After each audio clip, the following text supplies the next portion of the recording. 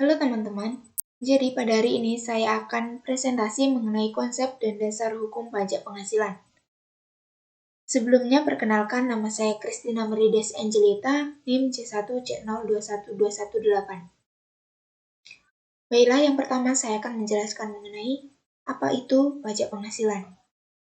Jadi pajak penghasilan atau biasa disebut PPh adalah jenis pajak yang dikenakan kepada wajib pajak orang pribadi atau wajib pajak badan atas penghasilan yang diterima dalam suatu masa maupun tahun pajak. Jadi, pajak penghasilan ini dibagi menjadi dua kategori. Yang pertama, pajak penghasilan yang dibebankan atas wajib pajak orang pribadi terbagi lagi atas pegawai dan bukan pegawai maupun pengusaha. Kedua, pajak penghasilan yang dibebankan dalam penghasilan wajib pajak badan atau perusahaan. Kemudian ada subjek pajak dan objek pajak. Subjek pajak digolongkan menjadi dua, yaitu subjek pajak dalam negeri dan subjek pajak luar negeri.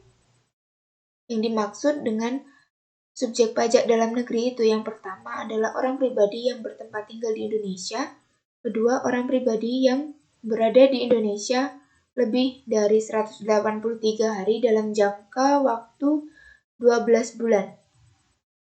Yang ketiga, badan yang didirikan atau bertempat kedudukan di Indonesia. Dan yang keempat, warisan yang belum terbagi sebagai satu kesatuan menggantikan yang berhak. Sedangkan yang dimaksud dengan subjek pajak luar negeri itu yang pertama, orang pribadi yang tidak bertempat tinggal di Indonesia atau berada di Indonesia tidak lebih dari 183 hari dalam jangka waktu 12 bulan. Lalu yang kedua, badan yang tidak didirikan dan tidak bertempat kedudukan di Indonesia. Lalu ada beberapa subjek yang bukan termasuk subjek pajak. Yang pertama, kantor perwakilan negara asing. Kedua, pejabat perwakilan diplomatik dan konsulat atau pejabat lain dari negara asing. Lalu organisasi-organisasi internasional. Lalu yang keempat, pejabat-pejabat perwakilan organisasi internasional. Lalu objek pajak. Objek pajak merupakan setiap penghasilan yang diterima atau diperoleh wajib pajak. Penghasilan tersebut diperoleh wajib pajak dari dalam maupun luar negeri, seperti penggantian atau imbalan berkenaan dengan pekerjaan atau jasa yang diterima atau diperoleh seperti gaji, upah, tunjangan, honorarium, dan lainnya. Lalu hadiah dari undian, kemudian laba usaha, keuntungan karena penjualan, keuntungan yang diperoleh perseroan, keuntungan karena likuidasi, dan lain sebagainya. Namun ada juga yang tidak termasuk dalam objek pajak, seperti bantuan atau sumbangan dan harta hibah. Lalu harta termasuk setoran tunai yang diterima oleh badan sebagai pengganti saham, kemudian penggantian atau imbalan sehubungan dengan pekerjaan atau jasa yang diterima, kemudian pembayaran dari perusahaan asuransi kepada orang pribadi sehubungan dengan asuransi kesehatan, asuransi kecelakaan, asuransi jiwa, asuransi dwiguna, dan asuransi beasiswa. Kemudian ada dividen atau bagian laba yang diperoleh atau diterima oleh perseroan terbatas sebagai wajib pajak dalam negeri, koperasi, badan usaha milik negara, atau badan usaha milik daerah. Lalu ada iuran yang diterima atau diperoleh dari dana pensiun, kemudian penghasilan yang ditanamkan oleh dana pensiun pada bidang-bidang tertentu yang telah ditetapkan oleh Menteri Keuangan dan lain sebagainya. Kemudian ada jenis-jenis pajak penghasilan. Di Indonesia terdapat beberapa jenis pajak penghasilan yang harus dibayarkan. Di antaranya adalah yang pertama ada pajak penghasilan pasal 21 yang didefinisikan sebagai pungutan yang dikenakan atas penghasilan berupa gaji, upah, honorarium, tunjangan, dan pembayaran lainnya dengan nama dan dalam bentuk apapun yang diperoleh dari pekerjaan atau jabatan, jasa, dan kegiatan yang diterima oleh wajib pajak dan dibayarkan setiap bulannya. Kedua, pajak penghasilan pasal 22 adalah pungutan yang dikenakan terhadap badan usaha tertentu, baik milik pemerintahan maupun swasta.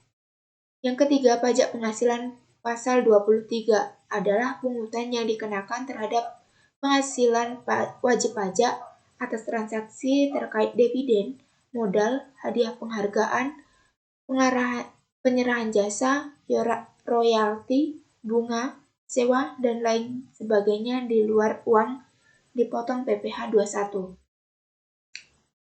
Lalu pajak penghasilan pasal 25 diartikan sebagai pembayaran berupa angsuran pajak yang berasal dari jumlah pajak penghasilan terutang menurut SPT tahunan, PPh dikurangi PPh yang dipotong, serta PPh yang dibayar atau terutang di luar negeri yang diperoleh, yang boleh dikreditkan.